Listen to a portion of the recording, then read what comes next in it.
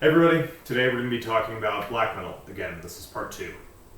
Before I get into the recap of part 1, I would be wearing a Panphage hoodie, but that is in the mail. It took me years to find one, and it is on its way. But I was hit with inspiration, and because I'm talking about really important times in my life, I want to talk about these when I'm inspired and not just try to be on a schedule and slog these out, because it's not going to accurately represent the totality of this very important stuff in my life that I don't know if I'll really be able to put into words. So, anyway, no Panphage hoodie, just imagine I'm wearing one. Instead, I'm wearing a Weakling shirt. This is Dead as Dreams.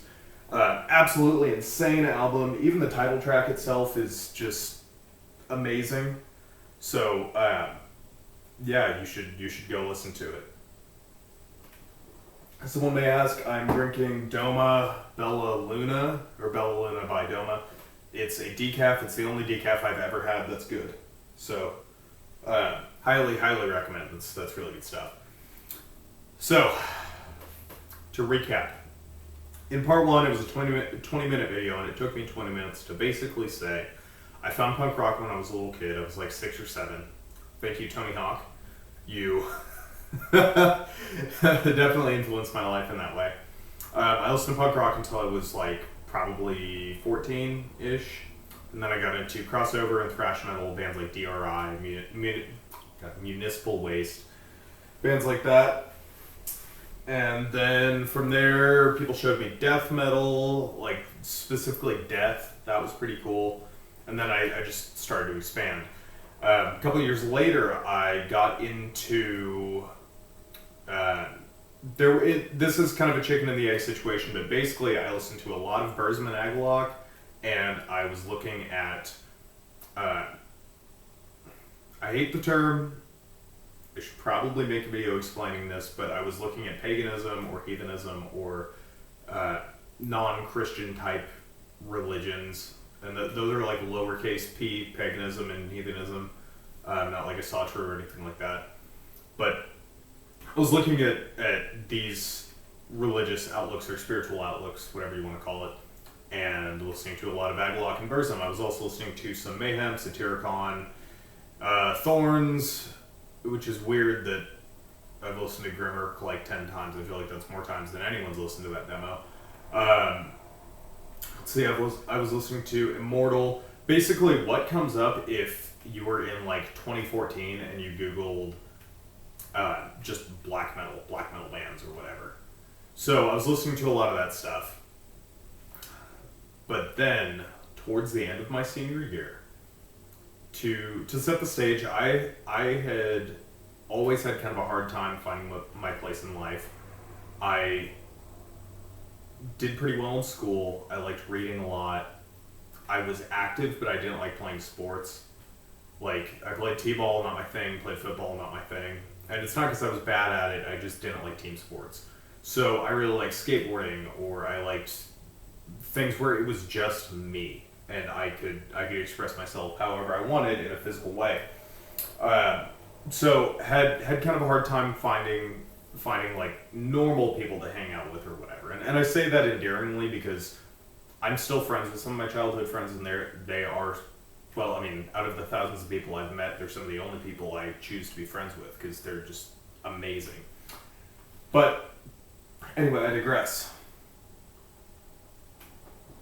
So I had a hard time my whole life kind of finding my place. And after spending pretty much all of high school trying to explore and experience things and meet interesting people, I had a fair amount of negative experiences that probably most people don't and shouldn't have. And so I found myself kind of afloat where I realized, like, I am not set up for college. There's no way I'm going to college. I'm not really set up for a job afterwards. Not in a very good place. And I was having some relationship problems, some problems with friend groups. I decided to cut ties with a lot of people. And so I was in not a great place in life. And then I found the Vice documentary, One Man Metal, which is about DSBM. and I feel like it's a weird thing to admit that I used to listen to DSBM. Like, and I mean, sometimes I'll still put on Leviathan, it's still good, but I feel like that's like if you were to meet someone who's like an accountant or something who was like, yeah, I've been going on 4chan for 10 years. It's kind of a weird thing to hear somebody say, like, oh yeah, I just casually listen to DSBM. It's great. But anyway, I found One Man Metal. And at the time, it was amazing because there was a disconnect for me. Like, as much as I love Norway, as much as I love Norwegians, and I really enjoyed my time there, and I like Scandinavians when I run across them. I grew up in America. I'm an American. And so there were some cultural things that didn't really resonate with me. And then there was like with Immortal, with the music video for Called the Winter Moon. That like really goofy one with the witch hat and the guy like popping out from behind the tree with the with the torch or whatever. Like that with like the really clean corpse paint and like the diabolical satanic rituals in the ruins with the not my thing. It really just wasn't what I was looking for at the time. And so when I heard Americans saying stuff like, I still remember Scott Connor saying in that interview something along the lines of, I'm hoping that my music can make people think about things differently and maybe consider like death as an option. Like that was wild to me. That was really, really crazy because it's strange to say now because I've had so much life experience. This is over 10 years later, but at the time I was kind of blown away because that's kind of what I was feeling. I mean, maybe not that specifically, but what I was feeling was very intense, and to me it was very serious. And so I heard this, or I'd hear Jeff Whitehead be like, yeah, that's where the love of my life died, and I came home one day and she had died of cancer, and so then I recorded an album in there. Like that hit. I wasn't dealing with things like that, but because I hadn't experienced very much in life, and I just really wasn't able to see all life for what it is. I mean, I was a teenager. I was like 17. It really resonated with me, and so that was really cool. So I got really into Xasthur, especially Leviathan, and Striborg, mainly. And okay, so this is where the phone comes out. I wrote myself a list of stuff to talk about. So for Leviathan, I listened to Leviathan so much more than anything. I was just blown away because it is so gnarly, and it's just such a, like, just, I don't know, it perfectly encapsulates this feeling. And I'm also going to throw Lurker of Chalice in there as well. That's Jeff's side project. Lurker is a little different. I listen to a lot of Lurker of Chalice as well, but mainly Leviathan. And with Leviathan, for me, it was Hell Mockery at the Cross. I listened to that on repeat for so long. When I go back to where I was living at the time, I'll be driving places, and I can almost hear like different songs off that album. Let's see, Tentacles of Horror, that was a close second. I listened to that one a ton. I had a Tentacles of Horror shirt. I don't know why I wasn't ever fired from the job that I was working for wearing that at work, but whatever. And 10th Sublevel of Suicide, that was another one that I listened to a fair amount. I wish I could talk about individual songs, but at the time, it was this weird time where like you still had to buy music, but like CDs weren't really it anymore. But I didn't feel like buying music on Apple Music or iTunes or whatever, and I didn't have a computer, so I couldn't just torrent stuff. So I think I was using a video to download full albums off YouTube. Alright, I was using an app, pardon me, to download full videos off YouTube and listen to them that way. So when I say I listen to these albums, it's like I put on this like 80-minute video and just kind of skip around until I heard a part of a song I liked, and then rewind like 5 minutes and just listen to it that way. So I don't know what any of these songs are called, but that's what I listen to. Let's see. Xasthur, Telepathic with the Deceased. So gnarly, and I think there's a song off that album. It's either the title track or it's Descended Lamentations, maybe. Or no, I think that was Ashmore. Anyway, there's a song on that album that is so just it's like trance-like, with the bass drum just like as this constant, just super bassy rumble, and then you have Scott just like wailing in the background, but it's so distorted that you can't hardly tell it's a person. And there's this weird like synthesizer that's like humming in and out throughout the song, and when you play it really, really loud in a car, it almost feels like it's just vibrating you as a person. It's just absolutely incredible song. I think it is the title track from that album. Let's see.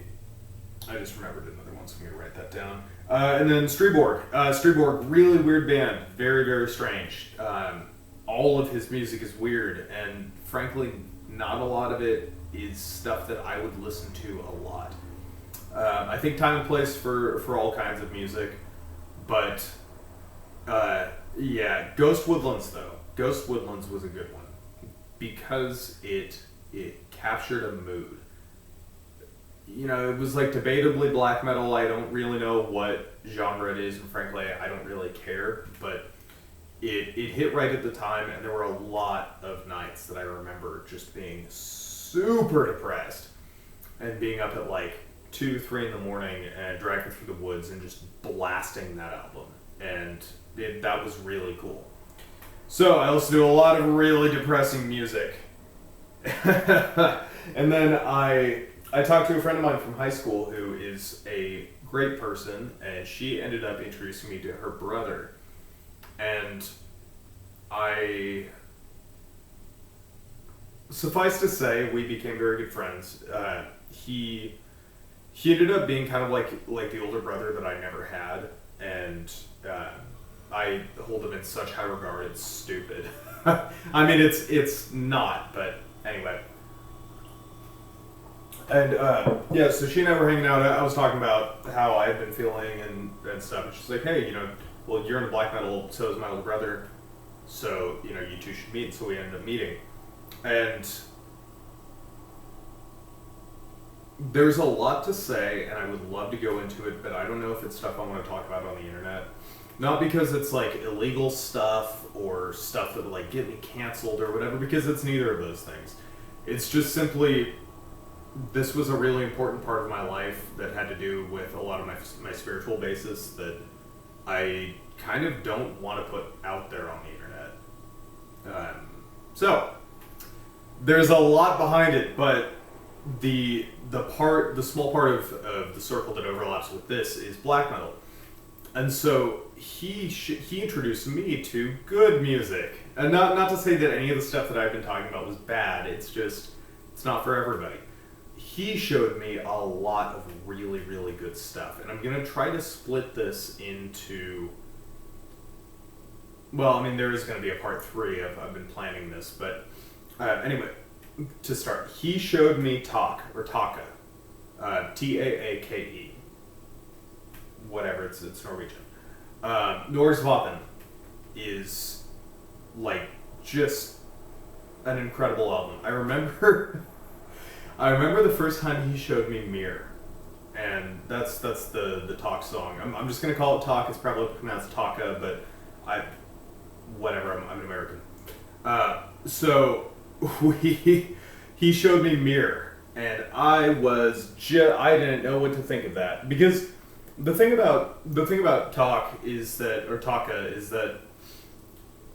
its host is such a goofball of like the highest degree, highest order, and it cracks me up when people talk about how he's like this or he's that or whatever. When I don't think he's very serious about very much, and I honestly I think he and Fenris are kind of that same way, where like Fenris is super into like Swedish or Italian disco or whatever it is, house music or something. I think Host is the same way, and I think that he doesn't ever set out to say. Mind you, I've never read an interview with the guy, so I have no idea. I've heard things here and there, fact check things here and there, whatever, but I'm not like in a scene or anything like that. So anyway, to get myself back on track, I heard Mir and was just blown away because it's good music and there's a banjo in it. It's great. I was like, how do you do this? It's stupid. So yeah, Noregs vaapen, amazing. And then he also had, I think it was a cassette, and at the time he drove, I think it was like a 98 Jeep Cherokee, maybe. Anyway, it was a late 90s Jeep that still had a cassette player, so I listened to a lot of black metal cassettes. And so he had Nattestid, porten, which I think that was Taake's first demo or first album on cassette. Super good. Really, really great. That was the soundtrack to so many shenanigans and just great road trips and really, really good times and just, yeah. And then Doedskvad. Doedskvad. Doedskvad. Another one that was on cassette. Amazing, amazing album. Let's see, he also showed me Arckanum. We always called it Arckanum. So, Kostogher, or Kostogher.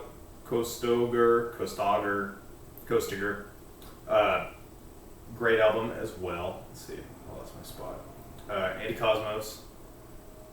Both very good albums. It's actually, I probably should have listened to all these before making this video, but anyway, those are great albums. But the biggest one is, which is just the Thorn 9 times. It looks like PPPPPPP. That I listened to that so much. That is a great album, and I'm surprised that more people aren't talking about that.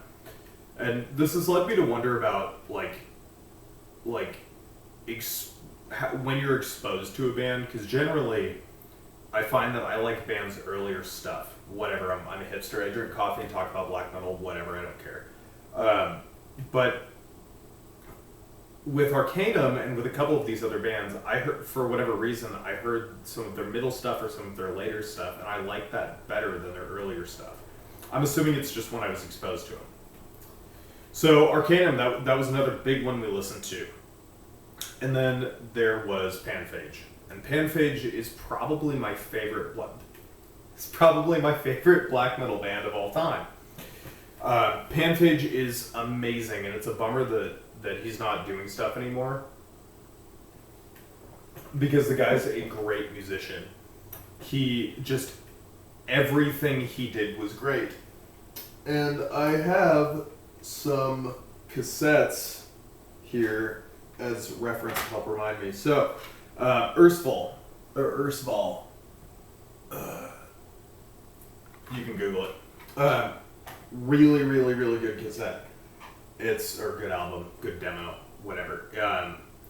It's better than most black metal demos. It's, I don't know, it's just, with all of these, I think what ties a lot of them together is there's melody. With Taake, he released an acoustic version of one of the songs, and it's great. And then with Panphage, same thing. There's a certain melody. It's not just vacuum cleaner guitar over droning drums and then some guy screaming. In Panphage, there's like, I don't know, it's a little chuggy, almost a little punky. So wonderful. Ursvol, great. Nordlandets Dodsande is amazing. I'm sure there's some Norwegian person who's just rolling their eyes at how badly I'm murdering that pronunciation. So both of those are great demos. Panphage's stuff with Thul is great. There's one song on there though, I think it's called like Canis or something Canon. Then there's like dog sounds, not a huge fan of that. It's a little weird for me. But the rest of that split is really good. I mean, everything Panphage has done is great. So Panphage was on a... Oh my god, we're at 20 minutes. Okay, this is going to be a long one, guys. Buckle up. So Panphage was on an album called Ætergap, or Ætergap, whatever. And their website is still up, and I hope it remains up. It's like a photocopy of like a drawing, and I think there's like 3 pages on the website, and it's basically like a catalog with a couple of hyperlinks, but you have to like email the guy to order. Sadly, I don't think whoever is running that is very active right now, or is active at all. But there was some really good stuff on that album, a lot of anti-cosmic, which, by the way, I should make a video talking about anti-cosmic black metal, just anti-cosmic stuff in general. It's pretty interesting, and I think often misunderstood by the like 4 people who talk about it. But anyway, Ætergap was the label that Panphage was on, and I think they released some Arckanum stuff, maybe Nawaharjan. Anyway, it was just very cool to be able to go onto this website and see like a hand-drawn and then photocopied, basically like a flyer that would just go out with a record that was like your order form. That was very, very cool. But then Panphage switched to Nordvis, which is one of my favorite labels. They have Panopticon on there, Falls of Auroros, Panphage, obviously. I don't think they have Tomhead. They do have Lustre, or Lustra, whatever, Luster, which is like really comfy black metal. It's, a friend of mine described it as lullaby black metal. Anyway, Nordvis, very, very cool label. I talked to Austin Lund from Panopticon about him, and he said that they were really cool guys as well. I mean, he's clearly signed to them. So the labels that I was around, those were very cool. And then I think I want to make a separate video on this, but I can touch on this. The guy that was kind of like my older brother that my high school friend introduced me to, he was friends with this other black metal guy, and this other black metal guy, he had a small label that was called, why am I having such a hard time remembering this? Anyway, he had his own label, and he would import from Ætergap, and a couple of other labels, and that was really cool getting to... And I wasn't as involved with this stuff as I probably should have been, but hindsight's 2020. But it was still just cool finding out about these super small bands that were really, really good from a guy who was super into this stuff. So, Panphage, amazing, and their his full lengths are amazing. Storm is one of my top 10 albums, hands down. I don't know how many times I've listened to it. So Panphage was great.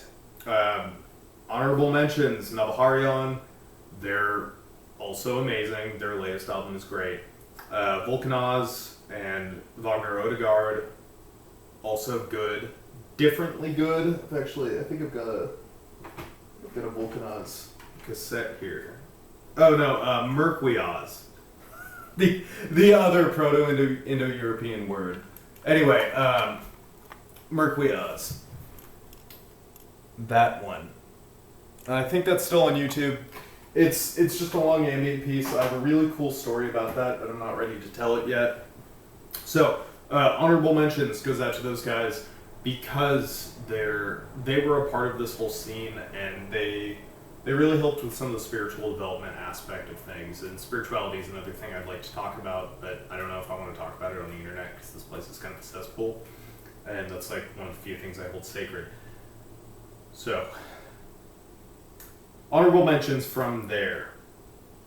And yeah. So I was able to hang out with these guys, make some really, really close friends. There are so many cool stories of being in really beautiful places and listening to black metal. A friend of mine at the time, who we got really close in high school and hung out a lot after high school.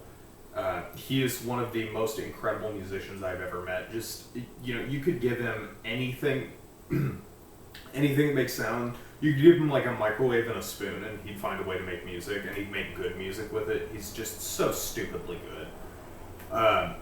And he made some really, really great black metal. So his stuff is called Woods Walk, and that is on YouTube. And actually I recently found his black metal stuff with his ambient stuff that was also really good. And he is the one who turned me on to another band that I'm forgetting. Oh god. They had like 3 really good black metal songs or black metal albums, and then they started making like ambient pop and shoegaze. And one of their songs, Ulver. Yeah, he turned me on to Ulver, and Ulver is so good. He also turned me on to Storm, which was a cool side project of, I think it was Fenris. Anyway, a lot of really good bands. That was one group of people I hung out with. Now, I come from a weird place where it's a large city with, I think, like 200,000 or 300,000 people. It's all pretty built up, so the surrounding towns and cities are all kind of one area. Like, you can blink and you can go from one city to the next because there's like suburban sprawl or whatever. But we're not from a large city. We were close to one, but we weren't there.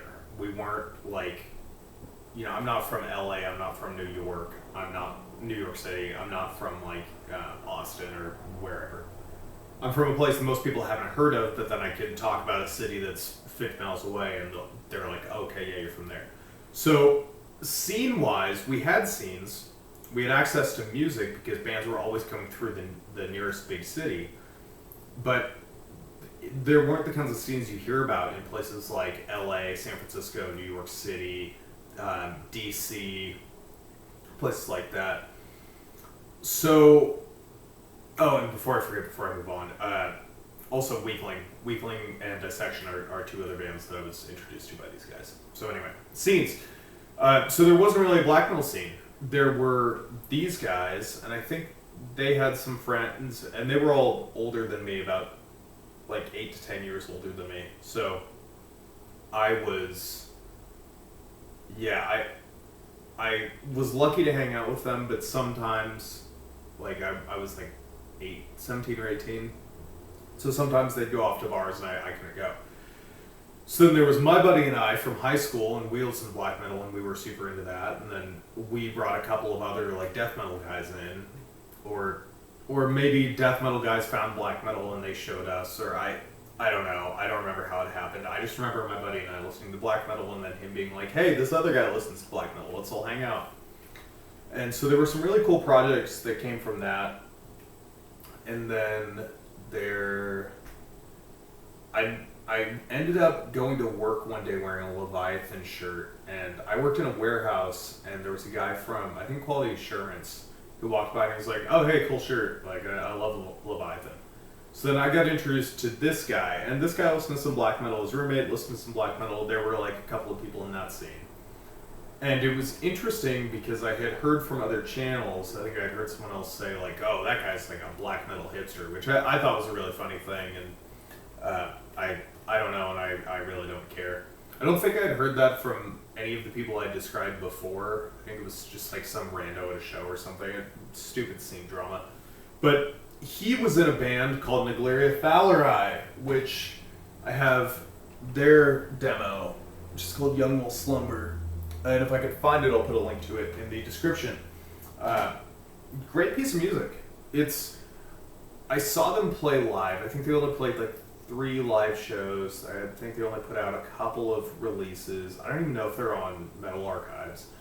But I remember saying to him, like, hey man, I really like your stuff. Like, I'm really picky with black metal vocals. I don't like the goblin stuff. I don't like the, like, ghost screaming in a sandstorm kind of stuff. I'm picky, and your stuff's good. And he was like, oh, that's kind of a garbage album, but okay. Which at the time I didn't understand, but I get it now. Because I am, like, the least musically talented person, and I put out an EP, which I will never, ever say the name of or lead anybody to. And thankfully, no one will ever find it, because underground black metal EPs are only eclipsed by underground dungeon synth EPs. There are so many out there that I could totally hide it in plain sight. But anyway, so as someone who's put out music that has actually sold, I can say my music is garbage. It is not good. And yet somebody liked it enough to give me like $1 on wherever it's hosted.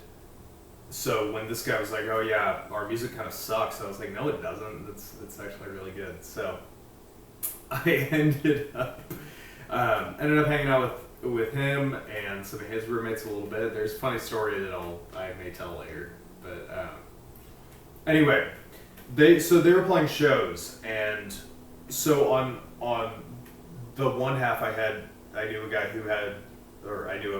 through a friend who ran a label, and he was importing cool music from Europe. And then I got to know people who would like organize shows and bring in other bands.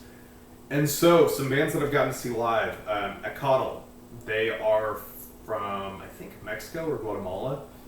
But they're like Aztec black metal, and it is some of the gnarliest music I've ever heard. It's so good. I'm going to link it in the description.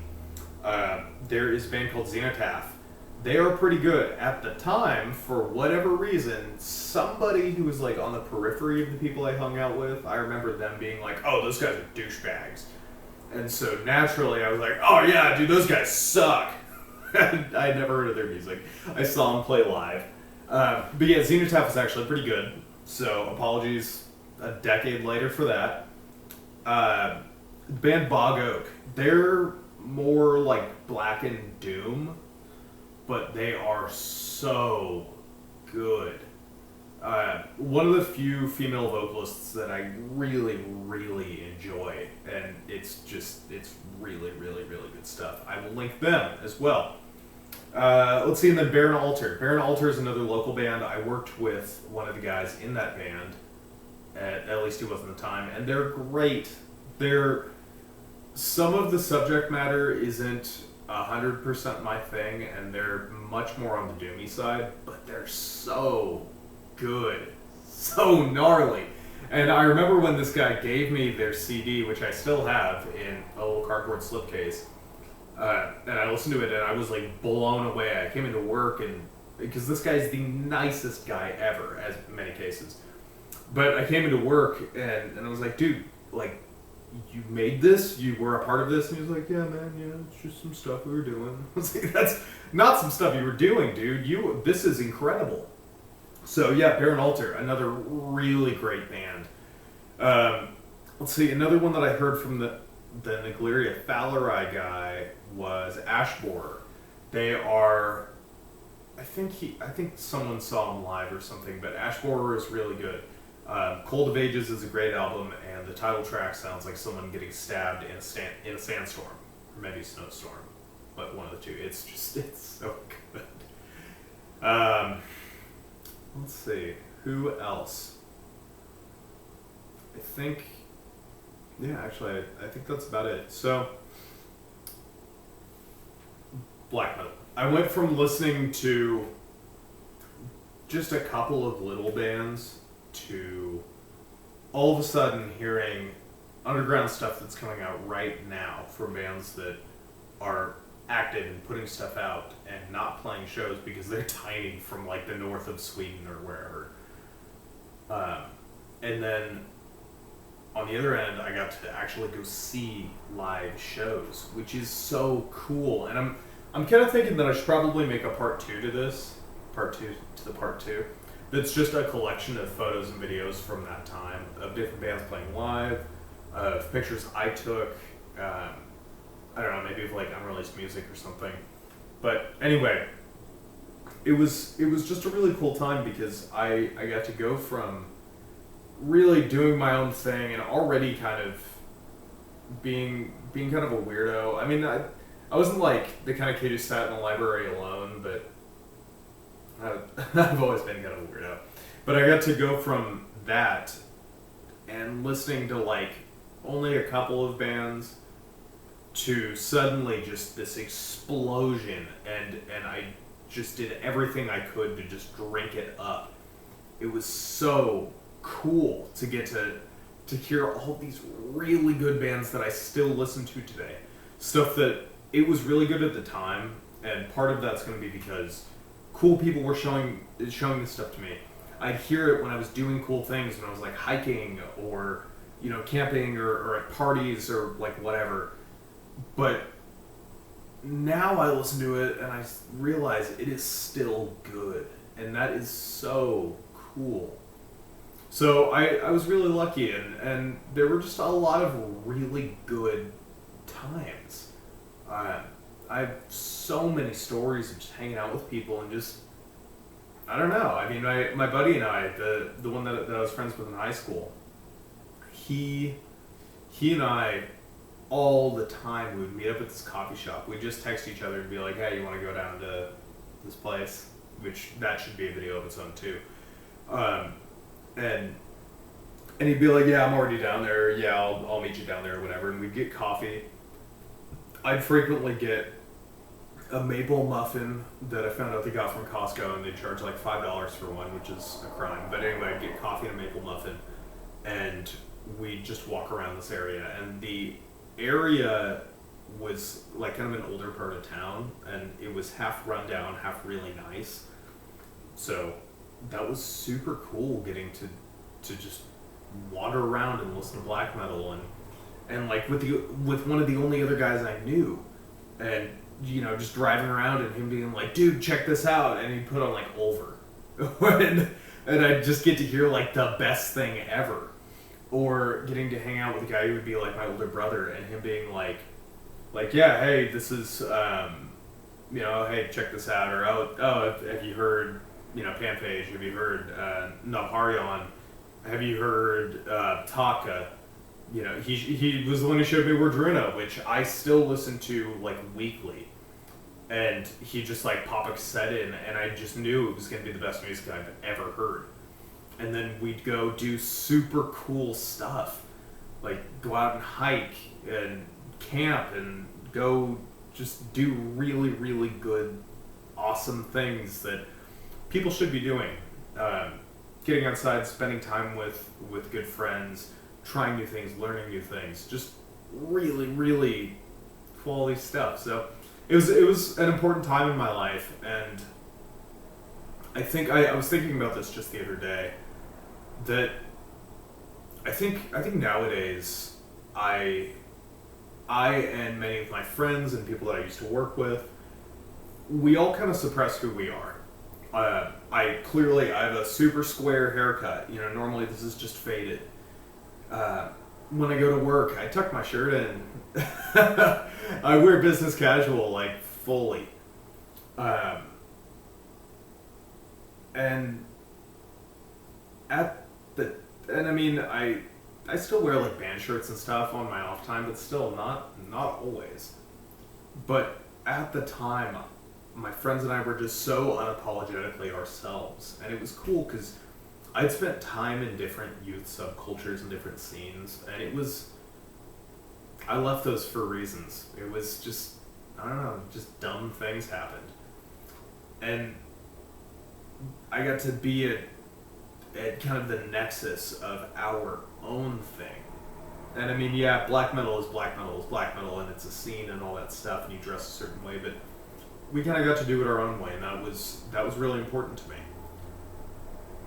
Now, this is starting to border on things that I don't know if I want to share on the internet. Again, it's just because it's really important to me, and this place is just shitty, and I guess I just don't want to hear people talking shit about this stuff that I care about.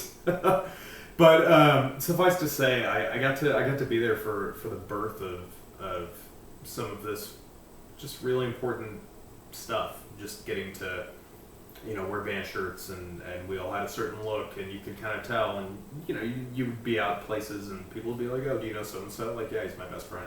Like, oh, okay, yeah, I could tell.